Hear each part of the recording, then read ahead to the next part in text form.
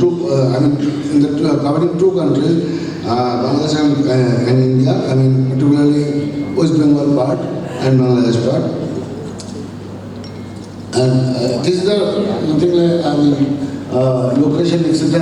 But the important is number of species of mangrove is there, but more medicinal plants are there. So if we extract medicine properly, then probably we can avoid the chemical medicine. We can depend on these medicines, and we should always target. We should have a target of this kind of Sundarban with a lot of flora and fauna. But unfortunately, we are not getting that because of this premature reclamation of these Sundarban islands. That's why some degradation is occurring. Because we have constructed the other embankments encapsulating the Sundarban islands. So that's why lot of problems are coming. Major problem is degradation of mangrove. I'm not going into the details. But day by day, the human settlement is getting increased there. So these people are doing, involved in this profession: agriculture, fishing, sweetwater and saline water, aquaculture, crab culture, honey collection from the deep forest.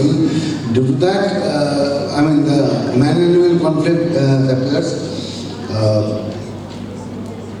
However, the culture of Sundarban is very beautiful. It is really, non-communal tradition is there. All these are, regarding the god and goddesses. But in Sundarban, the southern part is getting eroded. That's why it is shown in red. And another island, Godamara, it is gradually vanishing. Some islands are already vanished. So this is a problem which I have discussed. I am not going into detail. But the critical, physical issues are degradation of mangrove forest, erosion accretion, failure of Sundarban urban environments, sediment in the creek. The creek bed is getting affected, and frequent tide floods and saline water intrusion. Due to that, agriculture may get affected. During Ida also it has happened. And effect of devastating cyclone and storm surge. The storm water may come inside the island. So this is the environment vulnerability basically. But our target is to have this kind of Sundarban, but unfortunately we don't have. No mangrove is there, and the environments are getting failed.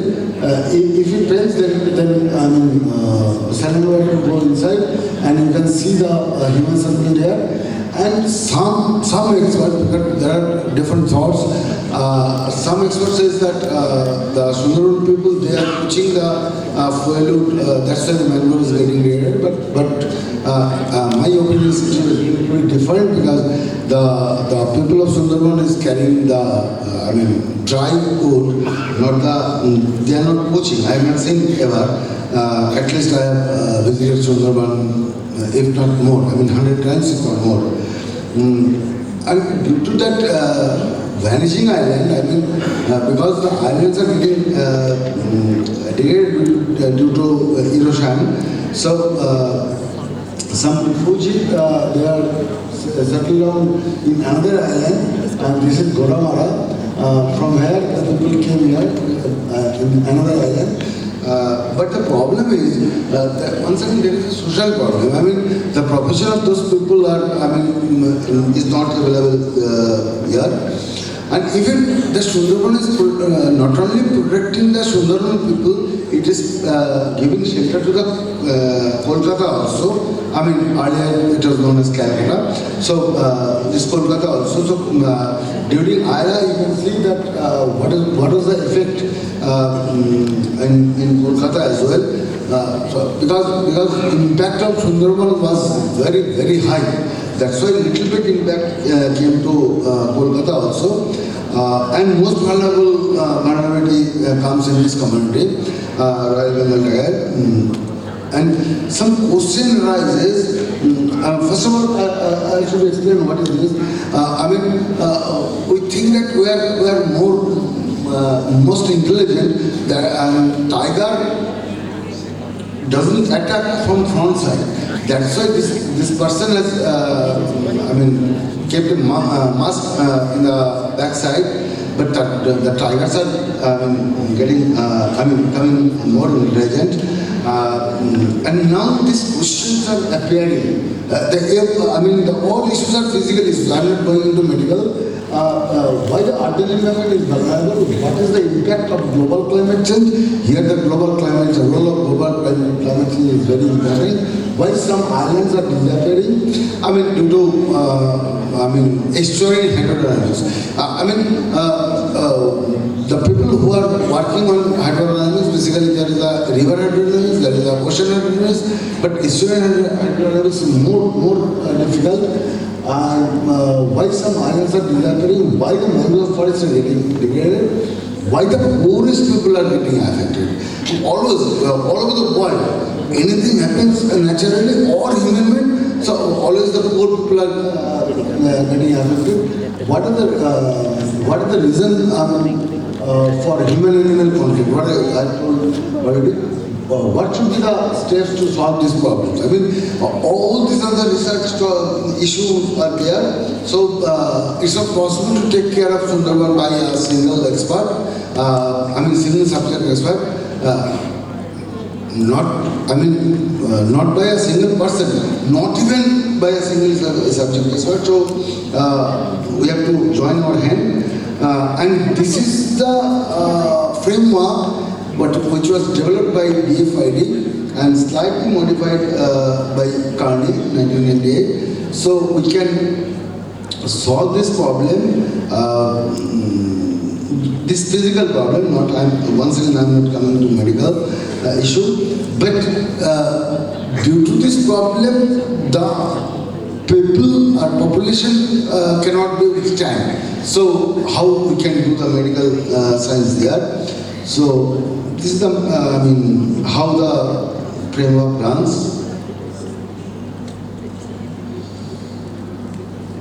Thank you very much. Hopefully I could. Yes. Okay. You could speak more minutes also. So anyway, this is a different topic. You have heard us before him, but very interesting because environment is related with everything. Human health, human disaster, etc. Everything is there. So if you have any question, you can ask question. Yes. Please provide microphone. Sir, there was a point, as you mentioned, what is the reason of soil degradation, soil erosion so much more in the Sundarban areas? I have studied on this some areas. I may not be an expert like you, but 3 points I shall bring out. You can kindly say if I am correct or not. Number 1 is there is huge amount of upstream water coming down for the climate change, for this glacier melting, Himalayas melting and all. Number 2, there is another thing that is unique to Sundarbans, this Bay of Bengal, that region, that is the swatch of no ground. In between it is something like a pond.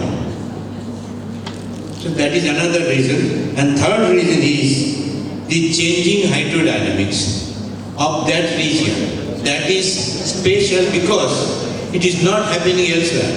The sea level rise is much more in that area. I think hydrodynamic engineers should look into this, why it is so. And if we can prevent that, then that will be the best thing. Second thing is, I am relating this to the health concerns of the people. Because of this, the salinity rise is there at a small pocket, and the people are very much affected. No doctor can treat them. This is all. You can kindly look into this. Thank you. Thank you, sir. Actually, the hydrodynamics depends on the bathymetry, underwater control line. depending on that, hydrodynamics changes, and once again the man-made issue may come. I mean, why during high tide the water comes inside, I mean towards the land side, at that point in time the crab culture and aquaculture, those people they take water from that because they need saline water. So while going back during low tide, the velocity of water reduces. So that's why probably the sedimentation in the creek is coming, and ultimately when the bed of the creek is coming up, then the carrying capacity of the creek are getting down. That's why once again the saline water intrusion comes. And Sarah's point, really very important some points. Once again, I told you that a lot of experts should join hands to protect Sundarban and Sundarban people, because we cannot rehabilitate these people to keep the Sundarban protected. So almost 5.5 million people are staying there. I do not know the Bangladesh part, but in Indian part only 5.5 million. Sundarban doesn't know the political boundary or administrative boundary, and the tigers also doesn't know. So we have to think it in a single frame, in a single frame. So the nature and the climate, everything is same in Sundarban. Thank you, sir, for mentioning. Thank you. Okay. All right. Thank you for that answer. Is there any more questions? You open for questions now? Any questions from the floor?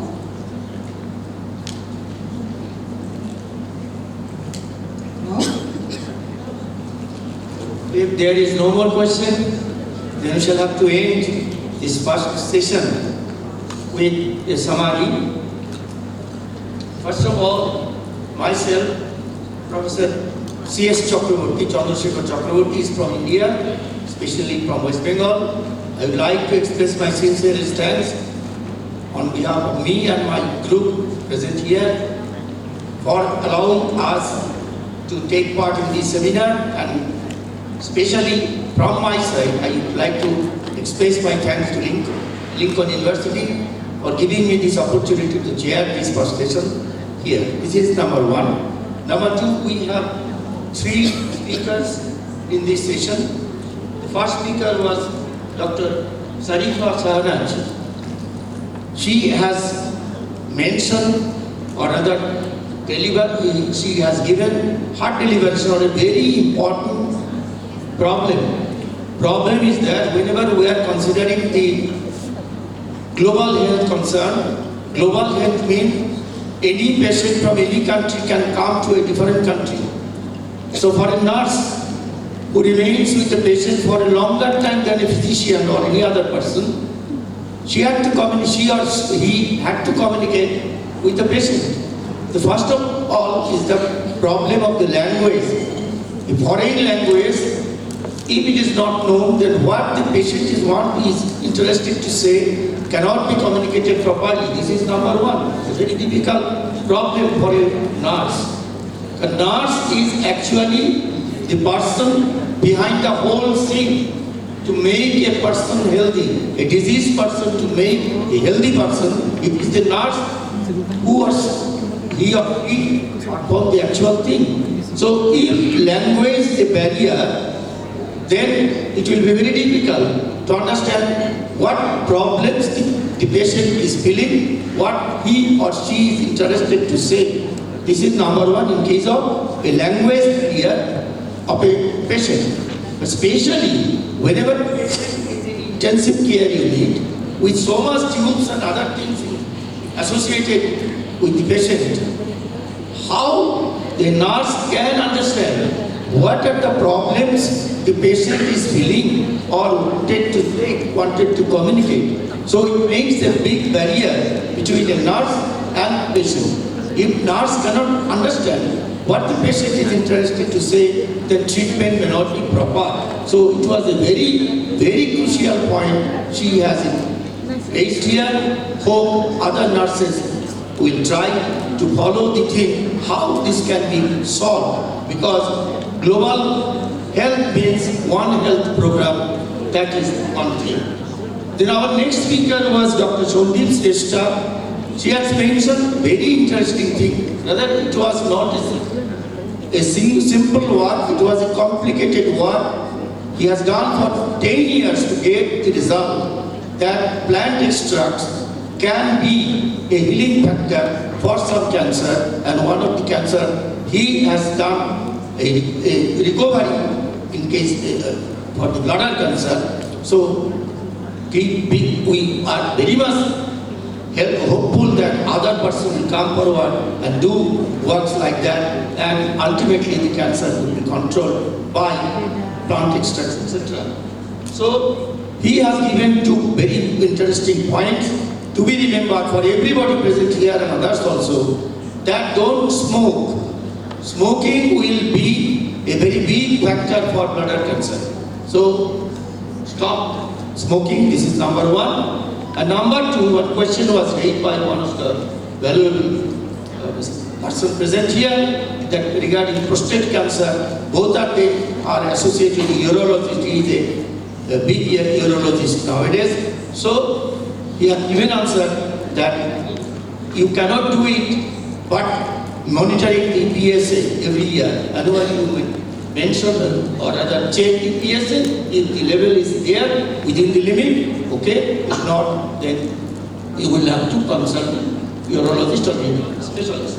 So this is there for Dr. Sandip Shrestha. His work is excellent, and so we can take this as a very good award for this particular session. Then Dr. Gopinath Bhandari, he is an engineer basically, but from the point of engineering, he has studied the ecology of Sundarban.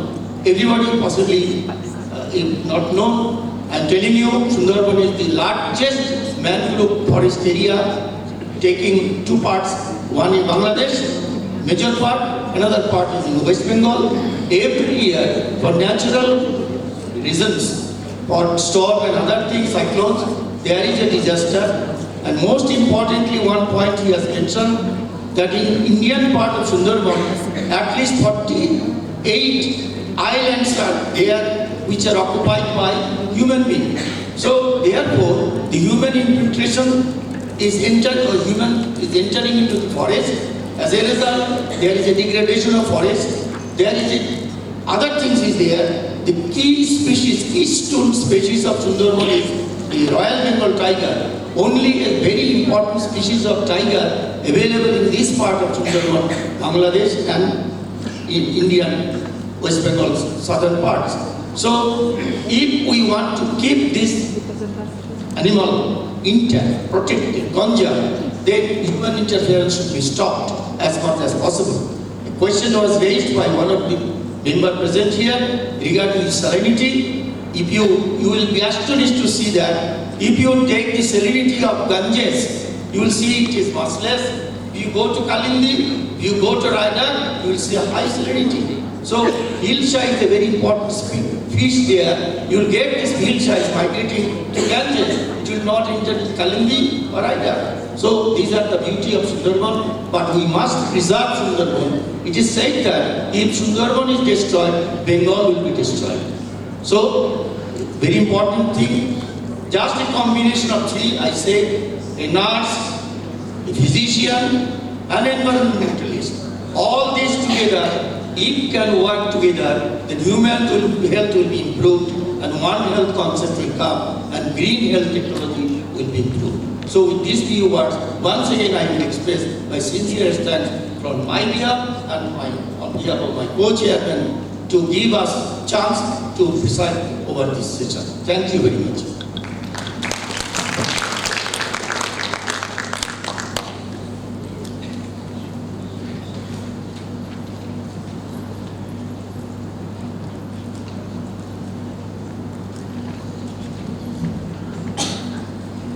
Thank you very much to the session chairperson. May I invite Professor Dr. Chandrasekhar Chakraborty and Professor Dr. Faridah Mohammad Said to present the memento and certificates. Sorry, to the speakers. Prof. and Doctor, yes, please come to the stage here.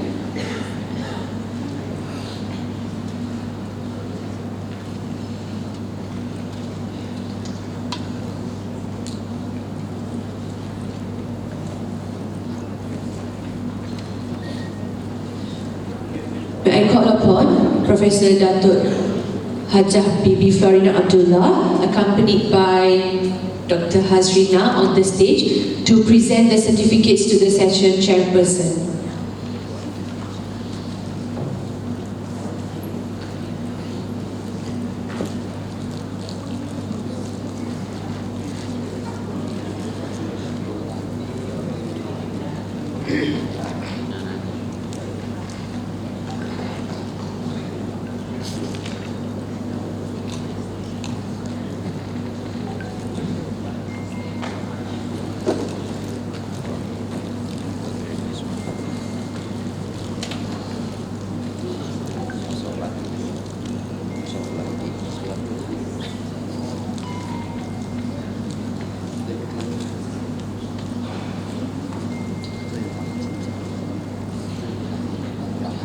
Dr. Chandrasekhar Chakraborty.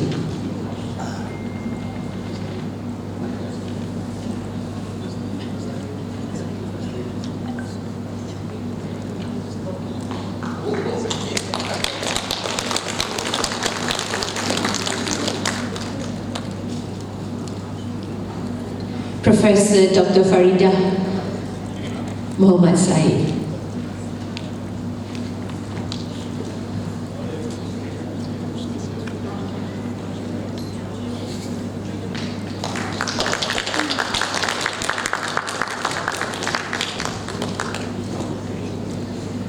Thank you, Dr. Bibi. Thank you, Dr. Hazrina.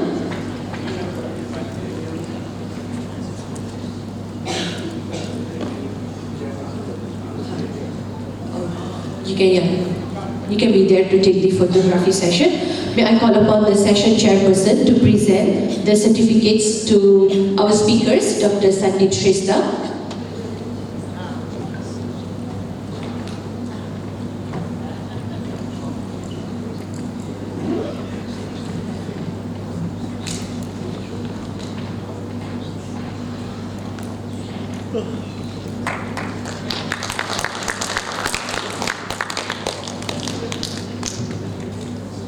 Dr. Gopinath Bhandari.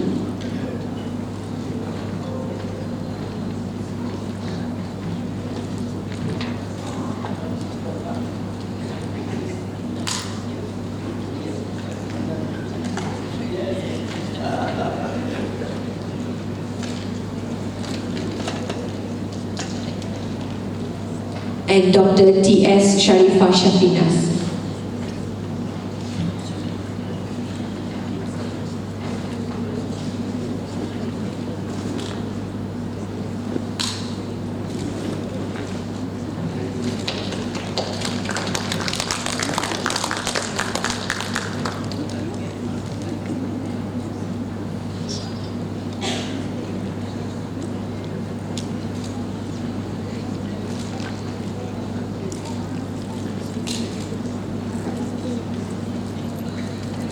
Thank you very much, Dr. Bibi, Dr. Hazrina.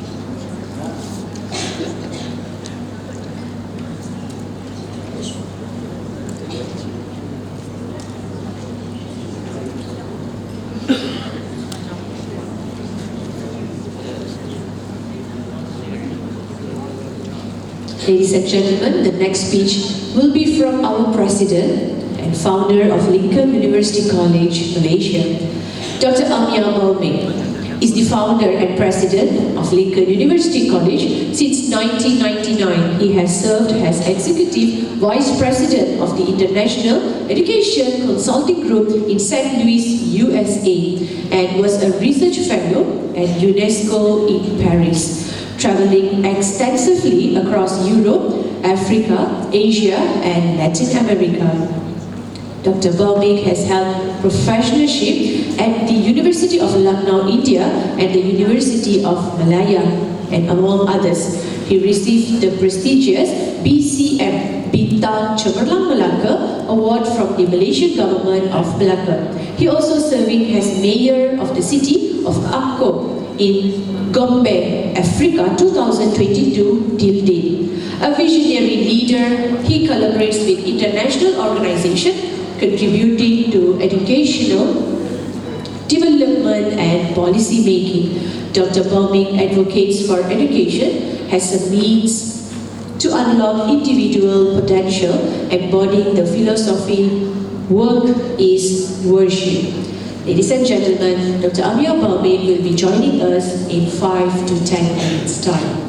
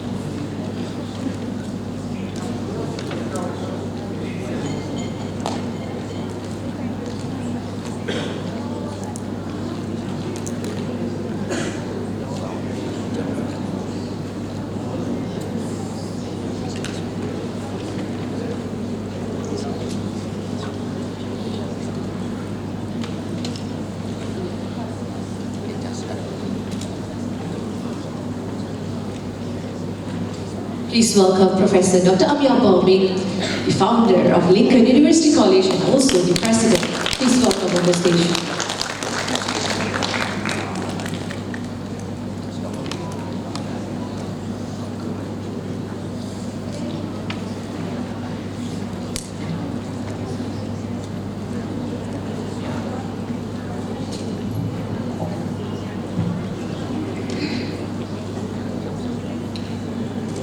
Assalamu alaikum, and very good afternoon to all of you. My sincere apology for being late, but I'm here. Thank you very much for joining the second international conference. To distinguished delegates, members of Strike University, as well as our distinguished university from India as well. Father is here. Now, today's conference basically emphasizing on Sustainable Development Goal number 3 and number 9. The SDG Goal 3 is more onto health and well-being, and SDG number 9 is industry and innovation. These two SDGs are very much linked with each other. How these SDGs linked with each other? If our health is not good, you can't do anything in the industry.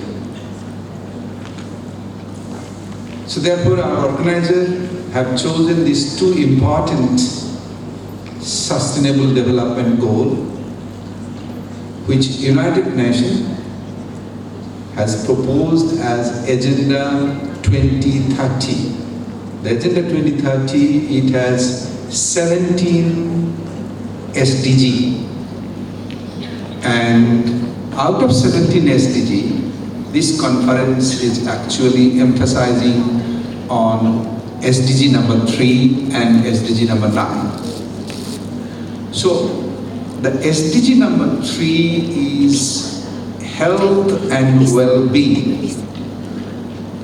Is very important in each and every human life. It has a very vast area.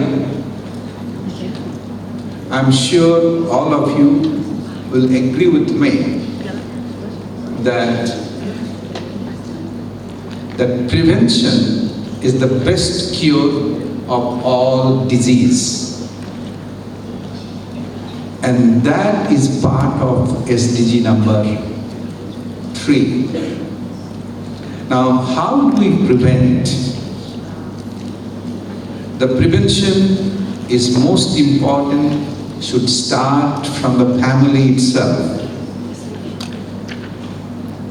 And when you start from the family, the children, the father, mother, husband, wife, they should have a strict discipline of lifestyle.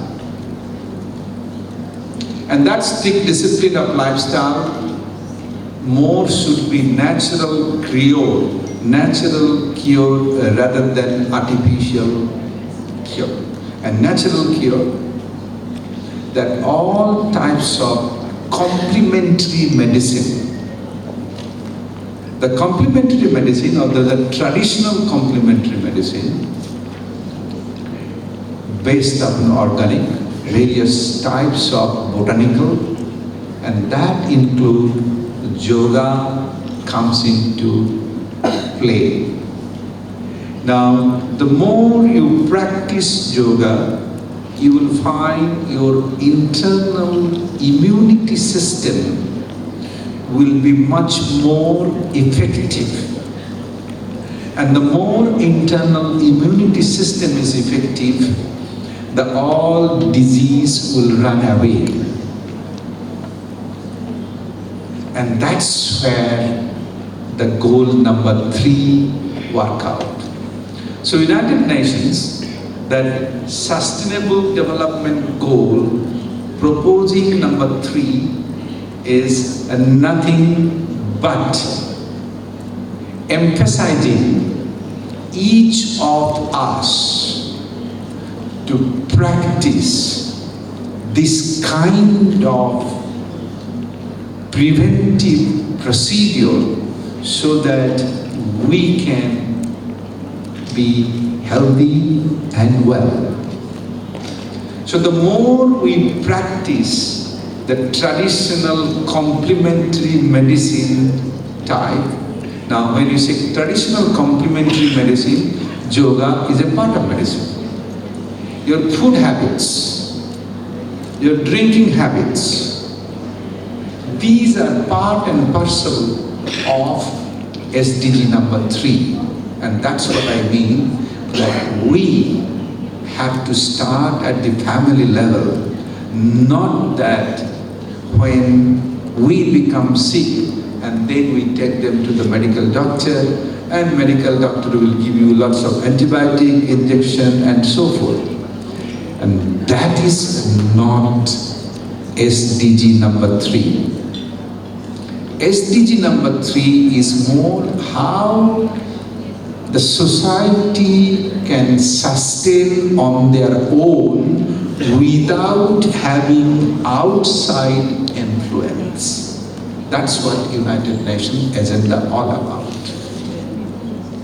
So therefore, my friends and colleagues, those who are present today, that whatever research papers or whatever you exchange the ideas, you and I have a responsibility as an educator that we should let society know that how to become healthy without having external influence. When I say external influence, the artificial medicine, artificial injections, stay away from there and promote more organic based, promote more like yoga practice, promote meditation, prayer.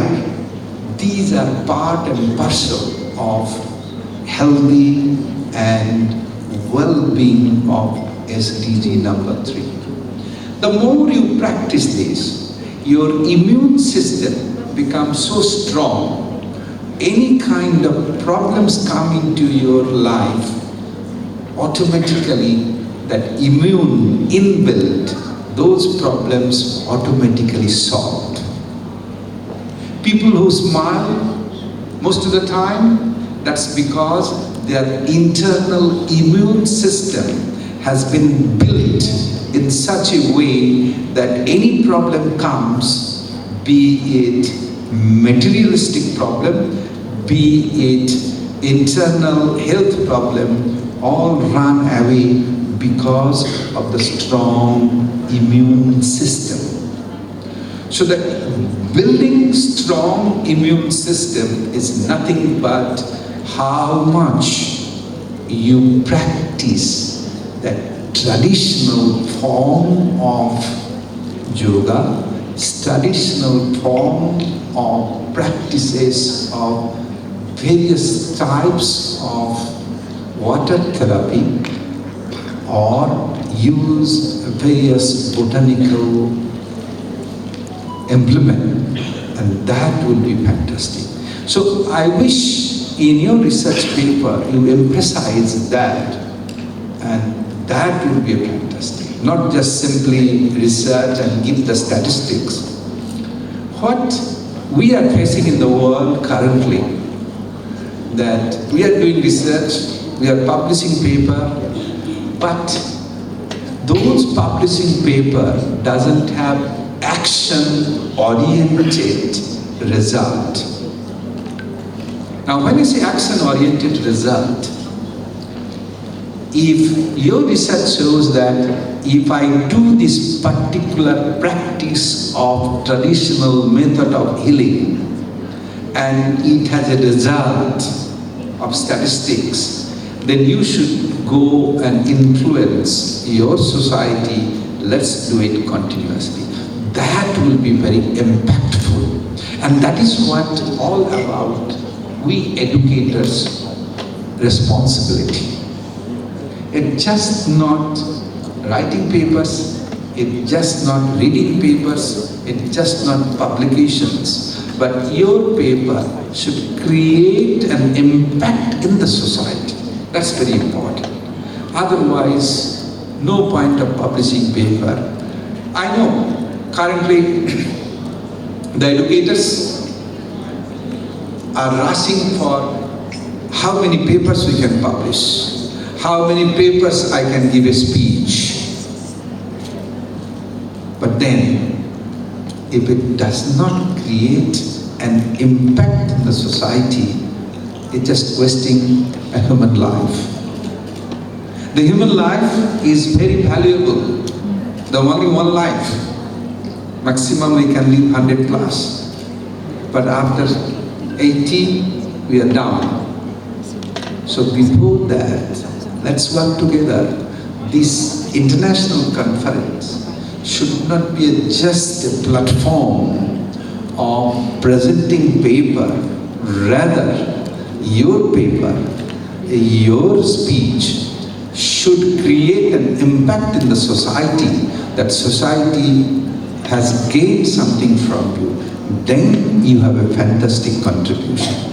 And that's what Times Higher Education in UK, they use called impact ranking, and Lincoln University College under SDG number 4, what is called quality education delivery, we have been ranked number 32 in the world.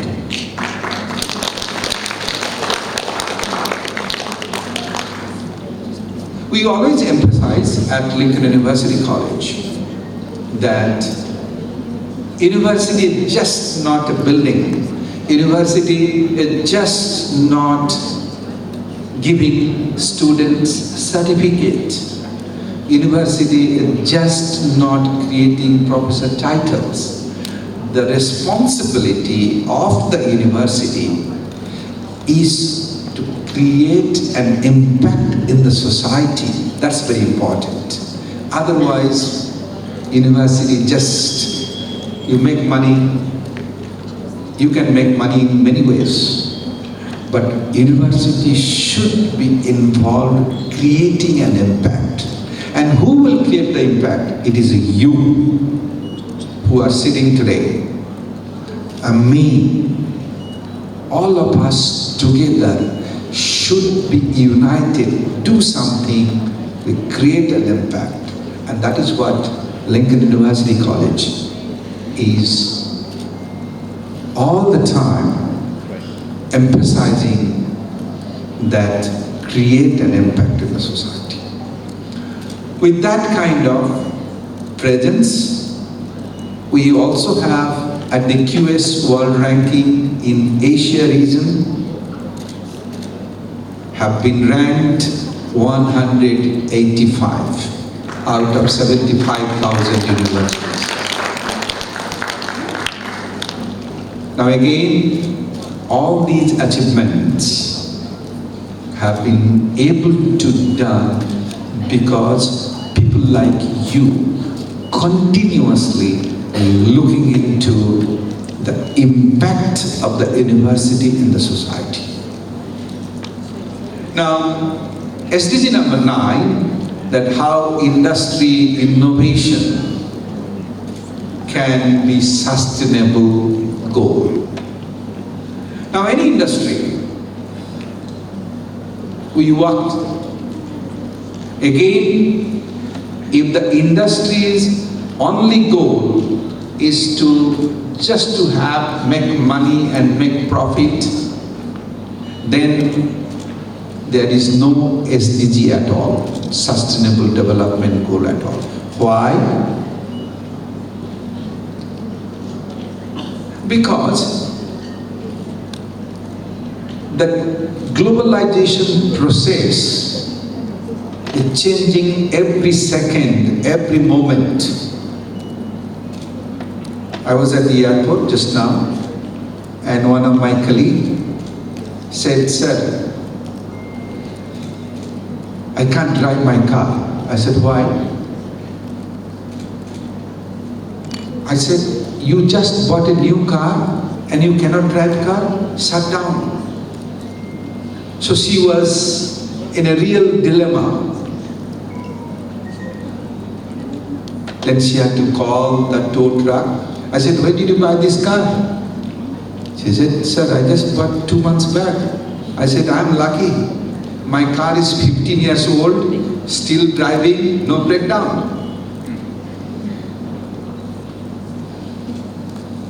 So what is the moral?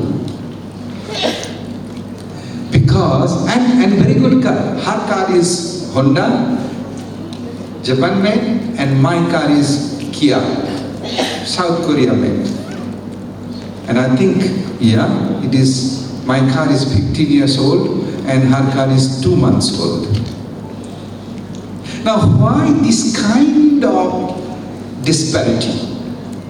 She said, "Sir, I should not have bought this car." I said, "No, you bought this car, but the problem is you did not know how to sustain yourself through this car. You bought this car because you are fascinated of various kind of technology and so forth. So you thought, great achievement. But you as a driver, you as a owner, you did not think that how this car will be sustaining with you. Number one. She did not pay attention of training. I said, did you go through training? Yes, sir, I went through. How many minutes? She said, oh, maybe more than 10 minutes. See how the sustainability comes. So her training was not enough to sustain her driving, sustain her to understand the car entire technology process. So often we human beings tend to forget that how whatever we are learning, whatever we are doing, that how we can sustain, and that is a real challenge. And often we fail to sustain because we are not brave enough. At this point, let me share with you a great philosopher, Swami Vivekananda, what he says. If you are brave, you can do great things. But if you are a coward, you cannot do simple things.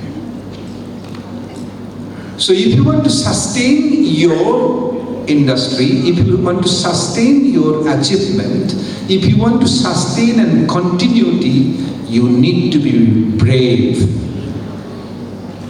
Strong, brave. If you are scared, you will never be able to sustain. That's what Lincoln University College all about. We have 165 programs from diploma, bachelor, master and PhD programs. We have 12 faculties, medicine, dentistry, nursing, physiotherapy, engineering, hospitality, tourism, and we are just only 22 years old.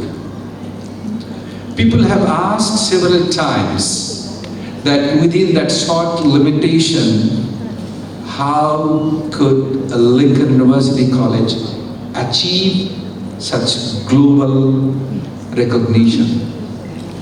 The answer, what Swami Vivekananda said, brave enough.